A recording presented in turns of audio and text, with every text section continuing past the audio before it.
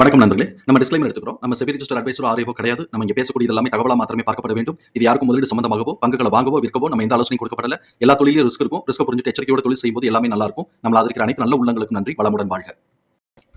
வணக்கம் நண்பர்களே. 2025, 26க்கான Q2 result announce பண்ணிட்டு வராங்க. அந்த வரிசையில இப்ப நம்ம பார்க்கக்கூடியது பந்தன் பேங்க். சப்சிக்வெண்ட் குவார்ட்டருக்கும் சரி 2025, 26க்கும் என்ன வாய்ப்பு இருக்குங்கிறதுக்கான ஒரு தேடுதல் முயற்சி. ட்ரெண்ட்லைனை பொறுத்த வரைக்கும் இவங்க மிட்ரேஞ்ச் பெர்ஃபார்மருங்கிற கிளாசிஃபிகேஷன்ஸ்குள்ள வராங்க. Medium financial strength, affordability in valuation, டெக்னிக்கலா மொமெண்டம் நியூட்ரல்னு சொல்றாங்க. நம்மளை பொறுத்த வரைக்கும் இது கரெக்டிவ் ட்ரெண்ட்ல இருக்கு. அனாலிசிஸ் டு பிரைஸ் டார்கெட்டா 178ன்னு டார்கெட் அப்சைட் பண்ணியிருக்காங்க. நம்ம இந்த வீடியோ ரெக்கார்ட் பண்ணக்கூடிய தருணத்துல 149ங்கிற லெவல்ல ட்ரேட் க்ளோஸ் ஆயிருக்கு. இவங்களுடைய பிஇ வேல்யூஷனை செக் பண்ணும்போது கரண்ட் பிஇக்கு அண்டர் வேல்யூவாகவும் 1 இயர் ஃபார்வர்ட் பிஇக்கும் அண்டர் வேல்யூவாக இருக்கு. இவங்களுடைய ஃபண்டமெண்டல் கீ மெட்ரிக்ஸ்ல adequate level of liquidity position maintain பண்றாங்க. ஹை ரேட் ஆஃப் ரிட்டர்ன் எடுக்கிறாங்க. டெப்ட் டு ஈக்விட்டி வித் இந்த தியரட்டிக்கல் லிமிட்ல இருக்கு. பிஇ அண்ட் பிபிஐ பொறுத்த வரைக்கும் சப்சிக்வெண்டா க்ரோத்துக்கான ஆப்பர்ச்சுனிட்டி இருக்கு. அதே சமயத்துல பிஇ வந்து பார்த்தோம்னா இங்க 19 இதை பொறுத்த வரைக்கும் இவங்களுக்கு ஹையா தான் நம்ம வந்து எடுத்துக்க கன்சிடர் பண்ண வேண்டி இருக்கு. ஒருவேளை இவங்களுக்கு 16x ஒர்க் ஆகுதா அப்படிங்கிறது நமக்கு தெரியல. ஓகே, இப்போ பீட்டா ஸ்கோர் 1.27ங்கும் போது ஹை வாலட்டாலிட்டிங்கிறதையும் கவனத்தில் எடுத்துக்கிறோம். ட்ரெண்ட்லைன்ல பார்ட்டிசிபேட் பண்ணக்கூடிய அனாலிசிஸ்டோடைய ஃபோர்காஸ்ட் எப்படி இருக்குன்னு பார்க்குறோம். ரெவென்யூ ஃபோர்காஸ்ட் ஆனுவலைஸ்டா பார்த்தோம் அப்படின்னு சொன்னா கொஞ்சம் ஃபிளாட்டா தான் இருக்கு. அதே மாதிரி குவார்டர்லி ஃபோர்காஸ்ட் நம்ம பார்க்கும்போது நமக்கு வந்து கிட்டத்தட்ட ஒரு 3% growthக்கான ஆப்பர்ச்சுனிட்டி இருக்குன்னு எதிர்பார்க்கிறாங்க. இபிஎஸ் உடைய ஃபோர்காஸ்ட் வந்து ஆனுவலைஸ்டா 39% டிராப் ஆகிறதுக்கு வாய்ப்பு இருக்குன்னு போட்டிருக்கிறாங்க. இவங்க குவார்டர்லிக்கு வந்து இபிஎஸ் ப்ரொஜெக்ஷன்ஸ் எதுவும் இல்லை. இவங்க வந்து பேங்க் ஷேருங்கிறதுனால இவங்களுடைய கிராஸ் என்பி எவ்வளோ இருக்குன்னு பார்க்குறோம். கிராஸ் என்பி 5.02 இருக்கு. இது இன்னும் ஹையாக தான் இருக்கு. லெஸ் தென் 3 வரும்போது தான் நல்ல அட்வான்டேஜ் அப்படின்னு நம்ம கருத முடியும். இப்போ இவங்களுடைய குவார்டர்லி பெர்ஃபார்மன்சஸ் எப்படி இருக்குன்னு பார்க்கலாம். இயர் ஆன் இயர் கம்பேரிசன்கிறது செப்டம்பர் 2024 செப்டம்பர் 2025 கம்பேர் பண்ணும்போது 3.2% வந்து குவார்டர்லி ரெவென்யூ வந்து ட்ராப் ஆயிருக்கு. அதே மாதிரி குவார்டர்லி நெட் ப்ராஃபிட்டும் பார்த்தோம்னா 88% ட்ராப் ஆயிருக்கு. Q2Qன்னு பார்க்கும்போது கிட்டத்தட்ட ஒரு 300 கோடி ரூபாய்க்கு ரெவென்யூ குறைஞ்சு போயிருக்கு. நெட் ப்ராஃபிட் பார்த்தோம் அப்படின்னு சொன்னா ஆல்மோஸ்ட் வந்து 70% குறைஞ்சு போய் 111.9ன்னு இருக்கு. அதனால இபிஎஸ் உடைய லெவலும் 70% கிட்டக்க குறைஞ்சு 0.7 அப்படின்னு இருக்கு. ஆனா இபிஎஸ் உடைய டிடிஎம் பார்த்தோம் அப்படின்னு சொன்னா 0.76 இருக்கு. இது வந்து டிக்ரீஸ் ட்ரெண்ட். கண்டினியூஸா பார்த்தோம்னா இந்த 3 குவார்டர்ல நம்ம பார்த்தோம் அப்படின்னு சொன்னா டிக்ரீஸ் ட்ரெண்ட் மெயின்டைன் ஆகுதுங்கிறத நம்ம இந்த இடத்துல கவனிக்க முடியும். ஸோ இப்போ இது அப்படியே கண்டினியூ ஆச்சு அப்படின்னு சொன்னா இன்னும் கொஞ்சம் இது கரெக்ஷன் வந்தாலும் ஆச்சரியப்படுறதுக்கு இல்லைங்கிறது நம்மளுடைய புரிதல். இப்படிப்பட்ட இந்த சூழல்ல எம்எஃப் தன்னுடைய ஹோல்டிங்ல இருந்து 1.17% இன்க்ரீஸ் பண்ணி வச்சிருக்காங்க. இன்ஸ்டிடியூஷன்ஸ் 0.4% இன்க்ரீஸ் பண்ணி வச்சிருக்காங்க. எஃப்ஐஎஸ் 0.9% டிக்ரீஸ் பண்ணி வச்சிருக்காங்க.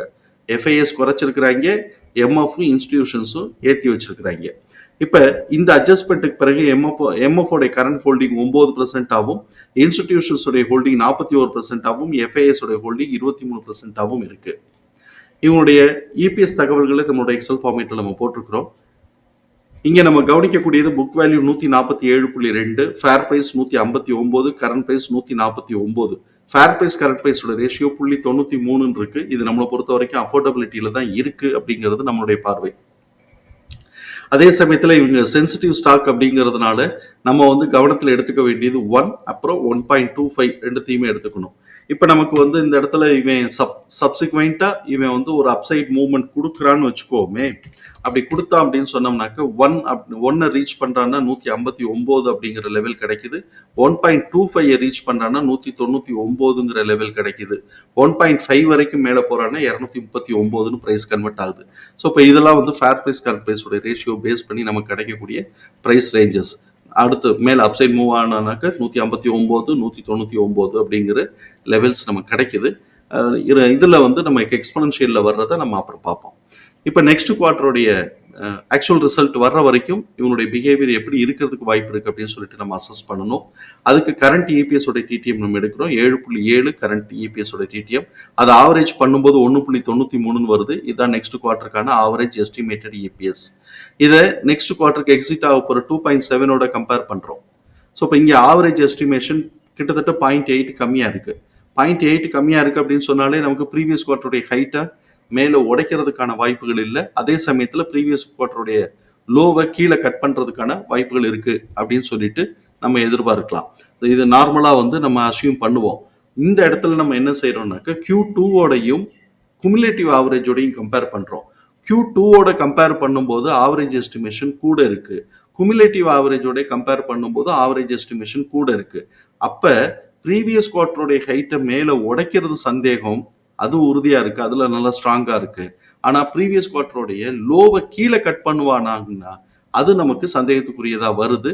ட்ரேடர்ஸ் இத கரெக்ஷனுக்கு கொண்டு போகணும்னு நினைச்சாங்கன்னா, கீழ கரெக்ஷன் எடுத்துட்டு போகலாம். இப்ப இவங்க எப்படி எடுத்துட்டு போறாங்கங்கிறத நம்ம பார்ப்போம். எக்ஸ்பனன்ஷியல் ஃபார்முலால கிடைச்சிருக்கக்கூடிய பிரைஸ் ரேஞ்சஸ் நம்ம சார்ட்ல மார்க் பண்ணியிருக்கிறோம். நம்ம சார்ட்ல வந்து மார்க் பண்ணியிருக்கிறது S2, S3 இது ரெண்டுத்துக்குமான மிட் பாயிண்ட் இதுதான் பண்ணியிருக்கிறோம். ஏன்னா ப்ரீவியஸ் குவார்ட்டருடைய ஹைட்டை மேலே உடைப்பானாங்கிறது நமக்கு சந்தேகத்துக்குரியதா இருக்கு. ஆல்ரெடி அவன் ப்ரீவியஸ் குவார்ட்டருடைய லோவை கீழே கட் பண்ணிட்டாங்கிறத நம்ம பார்க்குறோம்.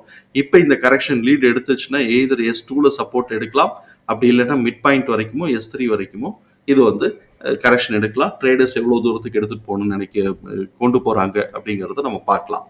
S3ங்கிறது 69 to 77, S3 S2ஓட மிட் பாயிண்ட் 97ல இருந்து 107, S2 133ல இருந்து 145. பார்ப்போம் இவங்க ட்ரேடர்ஸ் எவ்வளோ தூரத்துக்கு இதில் வந்து எடுத்துட்டு போறாங்க அப்படிங்கிறத நம்ம பார்க்கலாம். தகவல் பயனுள்ளதாக இருக்கும் நம்புறோம். தகவல் பயனுள்ளதாக இருந்ததுன்னா சங்கருக்கு ரொம்ப சந்தோஷம். நம்மளை ஆதரிக்கிற அனைத்து நல்ல உள்ளங்களுக்கும் நன்றி. வளமுடன் வாழ்க. நன்றி நண்பர்களே.